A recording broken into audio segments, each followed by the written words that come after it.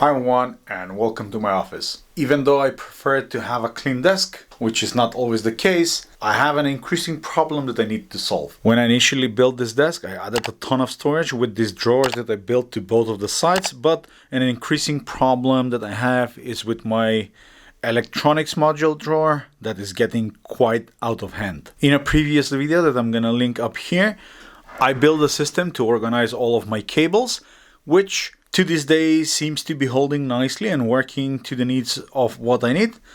I'll maybe need to add something more over there, but this is generally working. So I want to build a system where I can organize this drawer so I can have modularity as well as functionality and have the modules that I need easily accessible. I looked online for ideas how I can solve this issue, but luckily I stumbled upon Gridfinity. Gridfinity is a modular open source grid storage system that was first designed by Zack Freedman from the Voidstar lab that you can check out. I'll leave links down in the video description. And it's a system where everything is based on a grid 42 by 42 by 7 millimeters. The system consists of two main parts. The first one is the grid or the base at which we add the boxes and the modular boxes that can be customized to fit in those spaces. The entire system is 3D printed and easily customizable. As you can probably see from my 3D print, I had some troubles printing the base with some stringing from the filament. But if you want to have 3D printed parts that are of awesome quality, you need to check today's sponsor, which is PCB Way. If you ever need a quick, high quality prototype or a custom part for your project, you can always trust PCB Way's incredible 3D printing and manufacturing services. They use industrial grade 3D printing technologies to create strong, lightweight and precise parts. Need something fast? The rapid prototyping can turn your designs into reality in just hours. Plus, with over 50 materials to choose from, including plastics, metals and resins, you'll find exactly what you need. But that's not all. PCB Way isn't just about 3D printing. They are a one-stop shop for all of your manufacturing needs, from PCB fabrication and assembly to CNC machining, sheet metal fabrication, and even injection molding. They've got the tools and expertise to handle it all. Their services are perfect for everything from small prototypes to large-scale production runs. And here is the best part. PCB Way is cost-effective and eco-friendly, minimizing waste and saving you money. Their online platform makes it super easy to upload your design, get an instant quote, and track your orders every step of the way. Head over to PCBWay.com from the link in the video description, explore their full range of services, and don't forget to claim your welcoming bonus. Now, the entire system is based on this grid, which is 42 by 42 millimeters in both rows and columns. And you ask why 42? The answer to the great question of life, the universe, and everything is 42. So this grid can then be populated with boxes that are taking either 1, 2, or more than 2, depending on how you like it. Additionally, each one of these boxes has a height definition. So this one has a certain height and this other one has different. We can go up and down as we need based on multiples of 7 millimeters. So each one here is larger, each step is larger by 7 millimeters. Since Gridfinity is an open source project, it was an instant hit among the community, and there are thousands of designs already created and shared that you can directly download and 3D print for yourself and use on your system. But most importantly, there are several online generators that you can use to generate your own custom boxes and base plates on different sizes that would fit your printer and that would fit your specific needs and space requirement that you have. There are several styles of base plates and boxes that are based on the different system that you have selected. But as long as you keep the same grid unit size of 42 millimeters, they should be interchangeable and you can customize based on the size that you need. For example, this is how I created my base plate, and I also made it connectable. So on the end, we have these little notches where we can then use the connection clip that can be also 3D printed, and we'll add the rigidity once we connect the different base plates together. To create boxes, I use this one. I'll have links down in the video description for both of the generators, but you also have them on the official website.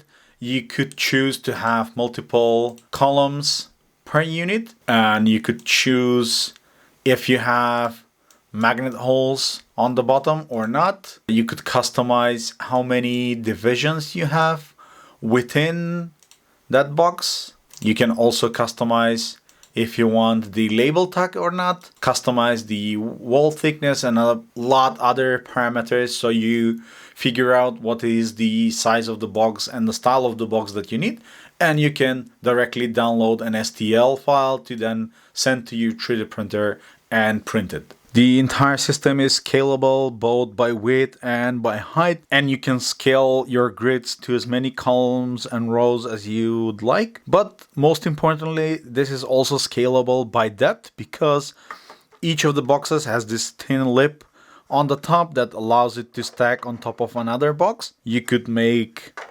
combinations as you please. So we can mismatch different boxes on top of each other to also filling any depth if we have in the space that we want to organize. I printed different size of boxes and with different styles, so I can just showcase you some of the options that you can have, but these are fully customizable, as I said. Let's go and cover some of the differences that we have. The most obvious one is the ones with the flat bottom and what's called an efficient floor. This has an infill that is then covered with a plate, so it's flat, and this one can have this additional space inside if you are trying to store something small or if you need it, and this uses a little bit less filament. As I showed you earlier, ones that are in different size. Most of what I printed is printed with 6 units of height. I plan to just have an additional layer based on the height of my drawer. Some of the boxes could have label tabs. These two have it, the rest don't, and you could either 3D print labels that go on top of this, or I found it that you can use one of these general purpose labels and just stick it to the box, to the lip, and that makes for a perfect label to mark it what's inside in case if you have screws. There's also an option that adds a rounded edge on the boxes if you select to do so, in case you want to have some small parts that are difficult to get, like this battery, for example.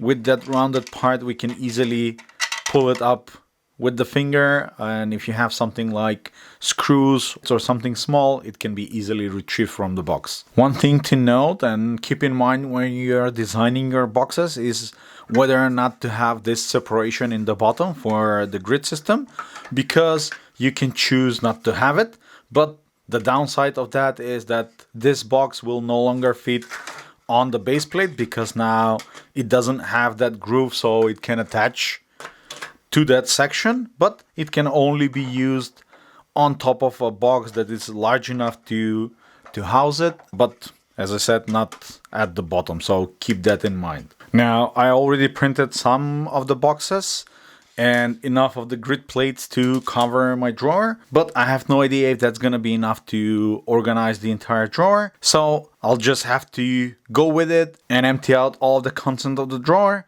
and start organizing it.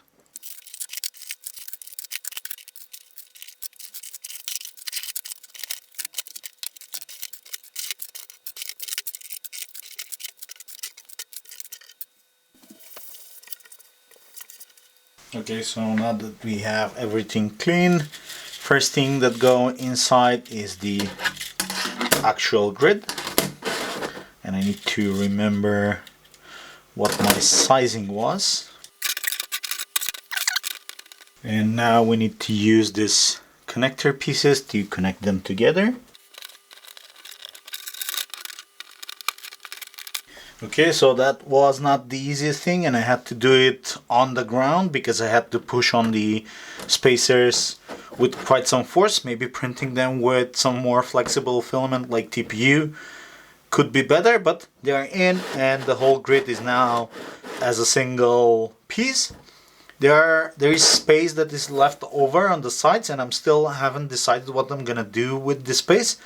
Probably I'm gonna print some specific spacer box that I can add in between, but we'll keep it like this for now and start adding things so that I can organize this mess.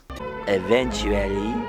And after a while, here I'm back with a relatively clean desk, and I can show you the final outcome. And as you can see, the final outcome is really super nice. I like it a lot, and I have an overview of what I have and what I don't have. I noticed that from some of the modules I have quite a lot, from others not that many, so I can have a immediate glance of what I have in here.